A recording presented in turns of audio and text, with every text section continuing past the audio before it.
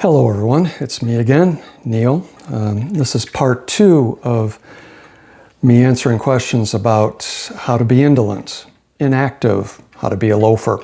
In part 1, we talked about that loafing and being inactive doesn't necessarily mean being lazy. So I teased out that difference in a question to the viewers. If you still wonder about that, I'll put that link in the description so you can catch up there on that one. In this one, I just have questions number 2 through 8 to go over, and then should you have any more, just put them in the comment section and I'll touch on them as need be. I have my iced tea here. Of course I'm sitting on a sofa, so I'm ready to go. Let's look at it. Question number 2 had been posed by someone called Piano Player. They ask, is there any famous person to whom you looked for guidance on your path to indolence, inactivity, and being a loafer? The answer is most definitely yes. Sir Winston Churchill was once asked by an Oxford undergraduate the secret of his success in life. Without hesitation, he replied, "Never stand up when you can sit down, and never sit down when you can lie down." Wise words. Additionally, Tom Hodgkinson's book, How to Be Idle, A Loafer's Manifesto, provides a fine blueprint for the layabout. And of course, Ivan Goncharov's 1859 novel, Oblomov, stands out as a true masterpiece in the genre of fictional indolence. Oblomov was a member of the fading Russian landed gentry and was so given over to sloth that he would have his manservant wake him up in the middle of the night just so Oblomov could have that and enjoy that feeling of not having to get up in the morning to do anything. So that's the spirit, really. And let's not forget the great English economist John Maynard Keynes, who in 1930 wrote an article entitled Economic Possibilities for Our Grandchildren. In this fine work, he predicted that people in 2030, so only 5 years hence, in advanced economies would only need to work 15 hours a week. Now there's lots to debate there, and I'll be happy to do so should you wish. I can do that in a different video. But for obvious reasons, I hold this document, this article, in the very highest regard. Question number 3. Flying Around asks, when did you decide that being an indolent was for you? My parents, nor my high school guidance counselor ever mentioned indolence and idling as a possible career choice. How did you discover it, and then how did you gain the necessary skills? Well, it's a great question. In the 5th grade, I started delivering newspapers in the Chicago area. By the 8th grade, I was doing 2 routes a day, and on the weekend, I had extensive deliveries, particularly on Sunday morning. I was such an eager beaver in those days. Whether it was winter or summer, I was up before the sun, and looking back, was the pinnacle of my work career.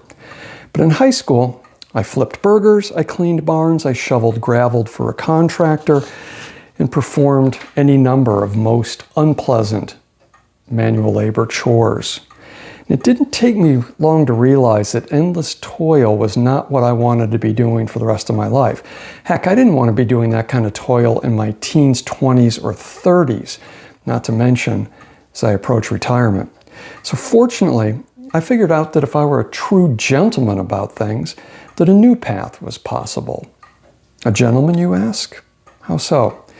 Well, you see, I realized that people love to drone on about how hard they work and how this level of supreme effort reflects a strong character and good moral fiber. This thinking, I came to the conclusion, stems from a variety of sources, some of it from Judeo-Christian teachings and beliefs, some of it from lessons instilled by teachers, and some of it from a widespread societal adherence to hallowed and misty maxims about how hard work is an honorable virtue. Maybe it goes back even further, with cavemen grunting in a proto-language of sorts. Work good, loafing bad. Well, either way, these unfortunate views became the controlling societal ethos, and in my opinion, mankind's been suffering ever since. So thus, when facing an overachiever, I do play the gentleman. I decide to be polite, and I'll stand to the side and let them charge ahead in their quest for self-actualization and its attendant bragging rights. Who was I, after all, to stop them if they wanted to take the world to hell in a handbasket by working 70 hours a week? Have to it. Also, and to be fair here, my inclination to do very little in life was an unexpected gift bestowed upon me by the fates. They blessed me, selected me, almost in a Calvinistic sense, for some reason, with an unfailing skill for discovering ever new ways to do absolutely nothing. In other words, I never had to work hard at not working hard, if you know what I mean. That makes sense. So, to answer your question, thus, by age 18, I had answered the siren's call of a low-energy life. Fortunately, instead of bashing my ships upon the rocks, as did so many of those sailors in Greek mythology, I found the siren's call to be just the right thing, sort of a match made in heaven. So there I went. Time for some iced tea.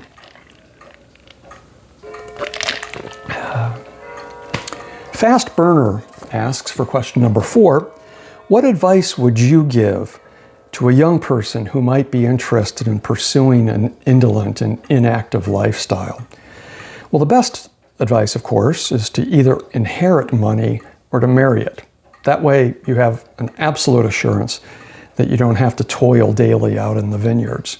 But failing that, I counsel young people, the upcoming generations of loafers, to constantly leverage technology to enhance and even enrich inactivity. Technology has, of course, relieved mankind of many dangerous and repetitive tasks. I mean, innovations such as diesel engines and word processing programs, robotics and power tools were godsends to those living in drudgery and, might I add, very unsafe conditions for just hundreds of years. Well, at least these things were an alleviation of sorts for a while. Because that said, we fell into a trap. Instead of rejoicing that we are no longer needed to do these tasks, we simply and unfortunately replace them with new ones. So with a bovine obedience, we trudge off to work, just as we did decades ago and hundreds of years ago. Somewhere we lost the plot. And so I warn young people that while technology is a marvel, to be careful, because there will always be people that will use it just to fill up the to-do task list again. Now, that said as well, there's been some just great success stories that just warm the cockles of my heart in harnessing technology in the furtherance of indolence. I think of the young folk who, over the past 30 years, have deftly employed a number of torpor-inducing tech gadgets, such as PlayStation, Xbox, and other gaming consoles to enhance their free time. These productivity tools for the indolent, as I call them, have afforded millions of young men and women innumerable hours on a sofa where they have enjoyed a level of idleness unimaginable, inconceivable even just 50 years ago. So good on them. Question number 5. Healthy Eater asks, what foods do you as an indolent enjoy and or find necessary? And, if I might add, what music do you listen to? Well, okay. As contradictory as it sounds, one needs a lot of energy to bring one's A games to inactivity. I've always found that Entenmann's chocolate donuts are a very good fuel for serious loafing, but that is to cast no shade on Krispy Kreme donuts. And anyone who's been to a Krispy Kreme donut shop late at night when the donuts are rolling off of that conveyor belt and are just piping hot, it's an almost spiritual, ethereal experience. And let's not forget Dunkin' Donuts as well. As far as the music, I think for an idler, for a loafer, an indolent, John Cage's 433 is probably the most sublime piece of music in the history of mankind. I will put a link in the description here in case you have not listened to that great piece. It just allows you to run the gamut of emotions. It just has the hallowed place in the musical canon of an indolent. So I encourage you to listen to it. Coming right along here, question 6 of 8. Rhodes Scholar asks, have you ever developed an epistemological underpinning for your ideology of indolence? Is there a rigorous intellectual schema against which to test your suppositions regarding an activity? Well, boy, well, thank you for your confidence that I carry enough intellectual weight to understand your question, much less answer it. And I will admit that I have read Hannah Arendt in German, and I've even tackled Sartre in French. But I do need to be completely transparent here with you. While I'd like to brag that I spend all my time pondering great philosophical questions, the truth is that the last 3 books that I have read have been about the David Lee Roth era of the band Van Halen. And presently I'm reading a book called Low Life, which has to do with the underbelly of New York City circa 1850 to just maybe 1920s, 1930s. We're talking about the corruption of the politicians, Tammany Hall, Boss Tweed, Big Tim Sullivan, those kind of people. So that, and I'm a avid Philadelphia Eagles football fan. So if that answers your question about epistemological underpinnings, I'll have to stick with that. Great. Short question here from Computer Nerd inquires, you have a lot of writing on your Old Neil website, stuff ranging pretty far and wide. Music, the airlines, the quest for silence in our modern age, old Hollywood.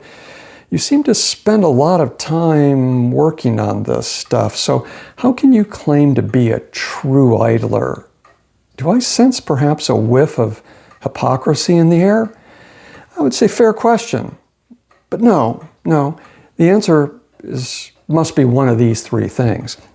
Either I'm leading a double life as a high-energy workaholic, very, very doubtful, but perhaps theoretically possible. Second, I'm an artificial intelligence bot. That's possible within ChatGPT and Claude and some of the other large language models today, so maybe 50-50 on that. Or I'm a rich hipster tech bro who's sitting at the donut shop dictating all this to a good speech-to-text program that he wrote himself. Now, bookmakers are not giving odds on that one. I'm not quite sure how I would be a hip tech bro, a tech bro hipster. I don't have enough hair to have a ponytail or anything, so I'll just have to let you make the choice on that. One of 3 things. So, okay, we come to our very last question. Religiously Inclined asks, how do you even try to square your advocacy of sloth with my religious beliefs? Beliefs that hold sacred the virtues of thrift, hard work, and diligence. Well, I trod reluctantly into this topic. Like politics, I leave it to the experts. But let me ask a question of you as a way of starting the conversation, perhaps. Scholars believe that the book of Proverbs in the Bible was written by more than one author and found its final form somewhere between the 6th and 4th century BCE. Within its chapters, I can find at least a dozen condemnations of a leisurely lifestyle. And this condemnation takes the form of using words such as sluggard, sloth, frequently employed. Most famously, in chapter 6 of Proverbs, the author admonishes the sluggard to look at the ant. The idea here of course, is that a slothful person should follow the example of the industrious and ever-diligent ant, who is always working at something or another. Now, I'll concede that 2,500 years ago, these frequent and sharp reminders were probably useful for Iron Age peoples to get things done. I mean, remember, back then, they still had a lot of work ahead of them. But we think, okay, the Eiffel Tower had not yet been built, the Panama Canal had not been dug, there were no heated car seats, fiber optic internet access, was yet to be done. That was all far in the future. But mankind has finished these projects. So I suggest that perhaps, just an idea here, we form a committee of sorts. I'll put you and King Solomon on one side of the table, and across from you will be Winston Churchill, John Maynard Keynes, Obelomoff, and your humble servant, me, if I might be so allowed. I mean, for some reason, Proverbs gets really intensely serious when it comes to this stuff about work, doesn't it? I mean, it's up at 11. Can't we tone it down maybe just a notch or two? You find some type of work balance here? So I just throw that out for your consideration. Okay, looking at the clock, you know what time it is? That's right, it's nap time. So thanks for joining me. I'm always here to encourage you to do absolutely nothing. It's not overrated, I promise you. It is everything that it is cracked up to be. So with that, I will see you soon. Thank you.